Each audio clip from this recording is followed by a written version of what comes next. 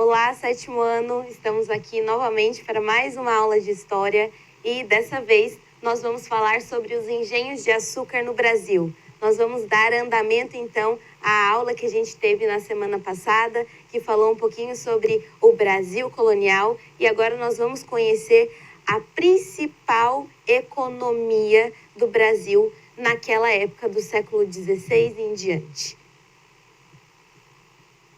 Bom, primeiro eu coloco para vocês no slide que se vocês quiserem acompanhar pelo livro didático, é só abrir no capítulo 9 e nas páginas 166 e 167. Lá vocês podem ler e acompanhar todo esse conteúdo que nós vamos falar aqui nessa aula. Bom, então vamos ler o textinho que eu pus aqui para vocês. Oficialmente, foi Martim Afonso de Souza que em 1532 trouxe a primeira muda de cana ao Brasil e iniciou seu cultivo na capitania de São Vicente. Lembrando, então, que o Martim Afonso de Souza, ele veio para povoar o Brasil e trouxe, então, oficialmente, foi um mandado do rei, essa cana para o Brasil, para iniciar essa plantação, essa grande plantação que começou, então, em 1532. Lá ele próprio construiu o primeiro engenho de açúcar. E aqui nós vamos ver o que era esse engenho. Esse engenho ele tinha várias características e aqui nessa aula nós vamos conhecer bem quais são essas características. Mas foi no Nordeste, principalmente nas capitanias de Pernambuco e da Bahia, que os engenhos de açúcar se multiplicaram, por conta também do clima. A temperatura ajudou para que essa plantação de cana desse certo, muito mais lá no Nordeste do que em outras áreas. Aqui estamos falando ainda das capitanias hereditárias, que a gente já estudou aqui também, mas essa plantação que a gente vai ver depois com outro nome, chamado de plantation, esse grande plantation aconteceu desde 1532 e acompanhou a história do Brasil por mais alguns séculos. Mas por que então a cana-de-açúcar? Por que será que os portugueses se interessaram tanto pela essa plantação de cana? Bom, vamos conhecer então um pouquinho da história da cana no mundo. Acredita-se aos egípcios o desenvolvimento do processo de clarificação do caldo da cana e um açúcar de alta qualidade ainda na antiguidade. Então foi na antiguidade, há séculos atrás, que os egípcios lá na África começaram a estudar o açúcar e conseguiram chegar em um ponto do açúcar que ninguém nunca tinha chegado antes, que é a clarificação do caldo. Bom, o açúcar passou a ser consumido por reis nobres que tinham muito poder na Europa e que adquiriram de mercadores monopolistas que mantinham relações comerciais com o Oriente, a fonte de abastecimento do produto. Então, após os egípcios desenvolverem essa cana, aconteceu também lá do Oriente trabalhar com essa matéria-prima e desenvolver também essa matéria-prima lá no Oriente. Foi assim que a Europa conheceu esse mundo do açúcar. E aí, olha só, gente, no início do século XIV, há registros de comercialização do açúcar por quantias que hoje seriam equivalentes a R$200 o quilo. Sabe aquele quilinho, aquele pacotinho de açúcar que a gente compra no supermercado? Naquela época, valia R$200. Imagina só isso? É muito caro, né, gente? Então, é por isso que Portugal decidiu, então, plantar cana-de-açúcar no Brasil, para poder enriquecer com o comércio dessa cana lá na Europa. Bom, depois de várias dificuldades com essa plantação da cana aqui no Brasil, após muitos anos, mais de 50 anos, o Brasil passou a monopolizar essa produção do açúcar no mundo todo. Então, o Brasil foi a maior potência de plantação de açúcar do mundo naquela época. E, obviamente, Portugal lucrou muito com isso, né? Além de Portugal ter lucrado, a Holanda também lucrou. Bom, a Europa, enriquecida pelo ouro e pela prata do Novo Mundo, passou a ser grande consumidora de açúcar.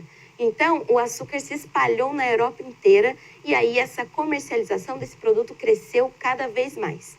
As regiões produtoras, especialmente as cidades de Salvador e Olinda, prosperaram rapidamente. Ou seja, essas localidades, elas se desenvolveram muito mais rápido que outras, por conta desses plantations que lá foram estabelecidos. Bom, aqui eu coloco 2 fotos para vocês, mas antes de falar dessas fotos, eu queria dizer que o Brasil colonial, ele ficou também marcado por algumas características. Os latifúndios, ou seja, as grandes fazendas de terra, como se fosse tanta terra, gente, que a gente olhava para o horizonte e não acabava mais terra. Esses grandes latifúndios, eles eram, então, destinados para essa plantação da cana. Então, vivíamos, então, numa monocultura. Mono significa uma cultura, plantação, uma única plantação, uma grande plantação, que era a cana. Isso não significa que não existiam outras plantações. Por exemplo, o tabaco e outros produtos também foram se desenvolvendo aqui no Brasil, mas nós estamos falando aqui especificamente da cana. E quem é que fazia essa plantação? Quem é que cuidava dessa plantação? Obviamente, os escravizados que aqui estavam chegando da África, né? A gente já estudou aqui nessas aulas sobre esses escravizados que chegaram aqui e começaram a habitar o Brasil junto com os portugueses. Então, a gente já sabe que para que a plantação de cana acontecesse, precisava dessas 3 coisas e, sobretudo, também da comercialização desse produto lá na Europa. Então, isso ficou conhecido, né, como plantation. Bom, aqui eu trago para vocês uma imagem do engenho, como eu já tinha dito. Então, aqui está separado no engenho que tinha a senzala, onde viviam os escravos, essa casa grande aqui. A casa grande, que era muitíssimo maior que a senzala. A senzala aglomerava todos esses africanos que eram escravizados aqui. E a casa grande era a casa do branco, do senhor de engenho, dos senhores de escravos. Então, era uma casa imensa, cheia de portas e de janelas, enfim. Além disso, tinha a casa das caldeirarias, que recebia o caldo recolhido da cana-de-açúcar, a moenda, o moinho, enfim. Essas coisas compunham o que a gente chama, então, de engenho. E aqui, de um outro lado do slide, eu coloquei para vocês algumas fotos que representam esse trabalho que os africanos desenvolveram aqui para comercializar, para que Portugal, né, comercializasse essa cana-de-açúcar, esse açúcar, né? Então, eles plantavam, colhiam a cana, moíam a cana. Essa imagem aqui traz a cristalização da cana, como se fossem pequenos cristais, para que eles montassem em grandes sacos para poder chegar aqui os navios, né, vindos de Portugal, da Europa, para levar esses açúcares, essa matéria-prima toda, esses produtos para a Europa começar a vender, começar a comercializar. Ok, então a gente já sabe o que eram os engenhos, como a cana-de-açúcar era plantada, quem era responsável por esse plantio, por todo o trabalho da cana. E agora a gente vai falar então um pouquinho sobre quem era o senhor de engenho. Eu já falei, mas vou repetir aqui então, que os senhores de engenho, eles eram os grandes fazendeiros, aqueles donos daquelas terras imensas, daqueles latifúndios, né? E eles eram, sobretudo, os donos dos africanos que estavam aqui escravizados e que estavam trabalhando para essa produção da cana-de-açúcar. E uma outra coisa que eu queria conversar com vocês é a respeito da Casa Grande, a casa do senhor de engenho, dos brancos.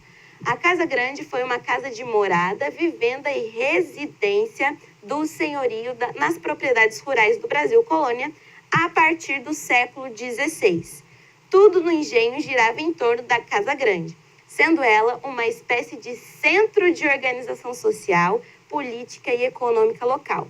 No Brasil colonial, a Casa Grande era estrategicamente construída próxima ao engenho de açúcar, que acontecia toda essa produção que eu falei para vocês, propriamente dito a fábrica, né, do açúcar, vamos dizer em muitas aspas essa palavra, fábrica. A senzala, a Casa da Farinha também era uma especificidade que ficava próximo à Casa Grande, próximo ao engenho. E a capela, Obviamente, por que a capela? Porque nós sabemos que a Igreja Católica ela estava em expansão pelo mundo naquela época, e aqui chegaram, como nós já trabalhamos nas aulas, né, os jesuítas, a Companhia de Jesus enviou eles para que eles pudessem catequizar e passar o cristianismo adiante, a religião católica adiante, enfim. Então,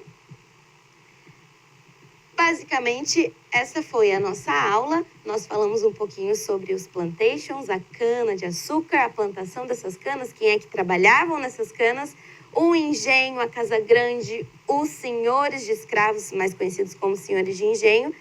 E na próxima aula, nós continuamos falar mais um pouquinho do Brasil colonial. Tá bom, gente? Então, continuamos na próxima aula. Até logo!